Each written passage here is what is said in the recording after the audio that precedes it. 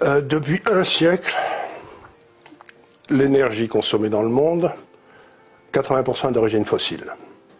Rien n'a changé. Ils ont dépensé plein de pognon pour des miroirs magiques ou des moulins à vent, mais ça n'a rien changé, c'est toujours 80%. Il y a 10-15 ans, les grandes sociétés pétrolières, les Seven Sisters, là, dépensaient 600 milliards de dollars par an en recherche pétrolière, gazière, etc.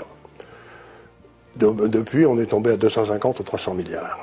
Elles ont complètement arrêté leur budget de recherche. Et ce qu'il y a d'extraordinaire, c'est que la demande d'énergie continue à monter, puisque l'Inde continue à se développer, la Chine continue à se développer. Donc on arrive à peu près à 100 millions de barils par jour aujourd'hui d'équivalent pétrole de demander, et la production n'est plus qu'à 98.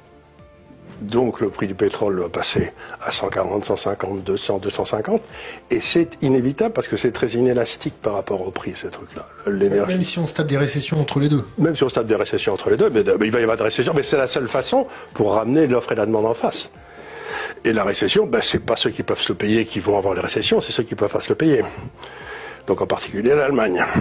En plus, ces pauvres Allemands, ils se sont tirés une balle dans le pied. Ils avaient un avantage comparatif, c'est qu'ils savaient faire des belles bagnoles avec moteur normal. Et maintenant, on leur a dit qu'à partir de 2035, il faudrait qu'il n'y ait que des voitures électriques dans lesquelles ils n'ont aucun avantage comparatif. Donc c'est un secret que je dévoile ici. L'Allemagne va faire faillite dans les 5 ans qui viennent. Nous, au moins, on a liquidé toute notre industrie imbécile parce que c'est les Allemands qui nous l'ont pris. Mais ils ont pris une industrie qui est condamnée à mort, ce qui n'est pas très malin. Vous avez une série de trucs qui sont en train de se passer. On n'a fait aucun investissement dans l'énergie. On arrive dans une période d'énergie, comme dans les années 70. Et j'ai travaillé là-dessus depuis quelque temps.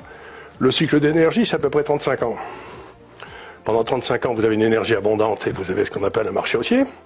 Et puis pendant 20 ans, ou quelque chose comme ça, vous n'avez pas assez d'énergie, il faut faire des trous.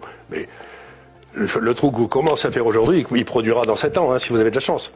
Et la centrale nucléaire, ce sera dans 10 ans. Encore si EDF réussit à la faire. Donc ce qui va se passer, c'est que de plus en plus de sociétés vont être incapables de gagner de l'argent à cause de la hausse perpétuelle du coût de l'énergie.